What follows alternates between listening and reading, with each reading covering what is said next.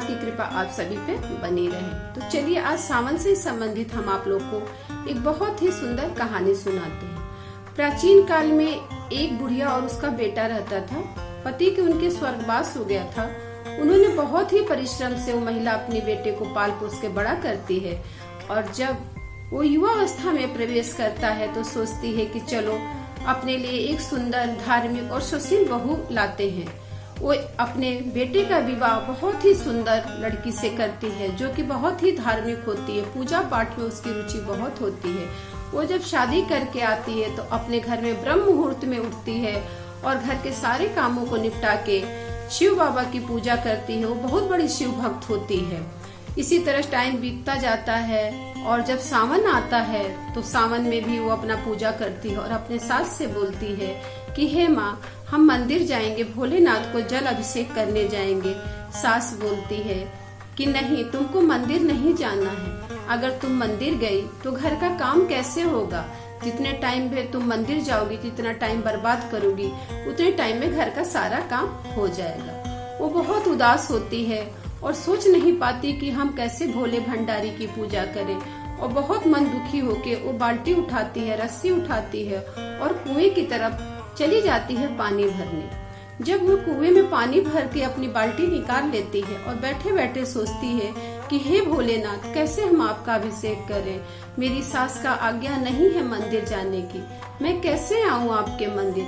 यही सब सोच विचार के वहीं पे कुएं के पास बैठी रहती है तो देखती है कि दो लड़कियां जो होती हैं थाल सजा के और मंदिर की तरफ जाती हैं। उनसे पूछती है कि आप लोग कहाँ जा रहे हैं? तो लड़कियां बताती हैं कि हम शिव मंदिर जा रहे हैं, सावन चल रहा है ना, शिव जी को जल अभिषेक करने जा रहे हैं। तो वो कुछ नहीं बोलती है। उसका चेहरा जो होता है बहुत मलिन हो जाता है, बहुत दुखी होती है। तो लड़कियां पूछती हैं आप क्यों इतना दुखी दिख रही हैं, क्या कष्ट है, आप हमको बताइए। तो सारी वृतांत बताती है कि मेरी सास जो है हमको मंदिर नहीं जाने दे रही, कैसे शिव जी की हम सावन में पूजा करें। तो कहती है कोई बात नहीं, आप रोज की तरह यहाँ पानी भरने आइए, हम लोग के साथ ही आप मंदिर चलिएगा।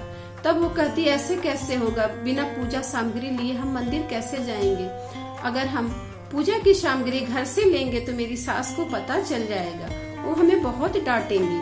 लड़कियां कहती हैं नहीं, आप ऐसा कुछ मत करिए, हम ही लोग की पूजा की सामग्री से आप पूजा कर लीजिएगा।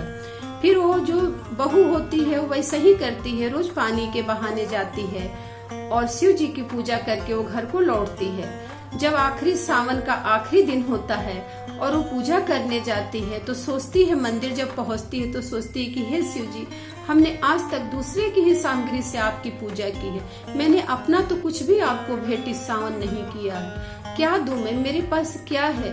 तो एक बहुत सुंदर सा सोने का नथ पहनी रहती है, उस नथ को निकालती है और शिवलिंग पे चढ़ा देती है, घर वापस आती है। तो सास की नजर उसके नाक पे पड़ती है तो कहती है बहू तुम्हारी नथ कहाँ है? तो कहती है कि कहीं गिर गया होगा माँ जी, हमको नहीं पता, कहीं गिर गया होगा। तो कहती है तुम कहाँ कहाँ गई थी? जहाँ जहाँ गई थी चलो वहीं वहीं ढूंढते हैं। तो बताती है कि हम कुएं पे गए थे और उपला पाथने, गोबर का जो होता है उसको उपला पाथने हम वहाँ पे गए थे और कहीं नहीं गए थे। जब वो कुएं पे जाती है तो कुएं पे उसको कुछ नहीं मिलता है। सास कहती है कि तुम हो सकता है गोबर का उपला पाथते पाथते गोबर के उपले में तुम अपना नथ भी उसी में पाथ दी हो। तो क्या करती है कि वो उपला तोड़ना शुरू कर देती हैं सास। वो सास तोड़ती है तो उसको एक नथ मिलती है, बहू तोड़ती है तो उसको भी नथ मिलती है। जितने उपला वो दोनों सास बहू मिलके तोड़ती हैं, सब में वो सोने की नथ मिलने लगती है। अब सास को बहुत ही आश्चर्य होता है। बहू से कहती, बहू ये सब क्या है, हमारे समझ के परे है, तुम ही बताओ कि ये सब कैसे हो रहा? तुम्हारी तो एक नथ गायब हुई, यहाँ पे तो हजारों नथ हमको सोने की मिल रही है। तब वो सारी कहानी जो होती है पूरी वृतांत अपने सास को बताती है कि माँ, आखिरी जब सोमवार था तो मेरे पास कुछ भी नहीं था भोले बाबा को अर्पण करने के लिए और मैं आपके डर से कुछ भी सामग्री पूजा के मंदिर में नहीं ले गई थी। मेरे पास सिर्फ एक सोने की नथ थी, यही भेंट हमने भोले बाबा को चढ़ा दिया। और देखिए भोले बाबा कितने दानी हैं, एक नथ के बदले में उन्होंने हजारों नथ हमें दे दिया। भोले बाबा ऐसे ही है, उनको थोड़ा सा चीज चढ़ाओ उसका वो डबल ट्रिबल देते हैं। भोले भंडारी का यही स्वभाव है माँ।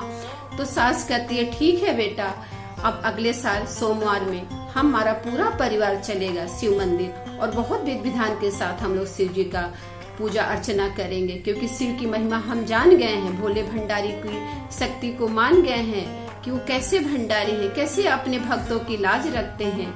तो उसकी सास बहुत खुश होती है कि मुझे ऐसी गुणवान बहू मिली, ऐसे संस्कारी बहू मिली, ऐसे शिव भक्त बहू मिली। तो सावन के सोमवार की यही कथा है, जिसने हुकारी पारी उसको भी भोलेनाथ भला करे, जिसने इस कहानी को सुना उसका भी भोलेनाथ भला करे, सभी भक्तों का भला करे। ये छोटी सी कहानी आप लोग को कैसी लगी जरूर कमेंट में बताइएगा, और अगर मेरी ये वीडियो आप लोग को अच्छी लगे तो शेयर और लाइक करिएगा, नए हैं तो सब्सक्राइब कर दीजिएगा। बम बम भोले, जय भोलेनाथ, धन्यवाद।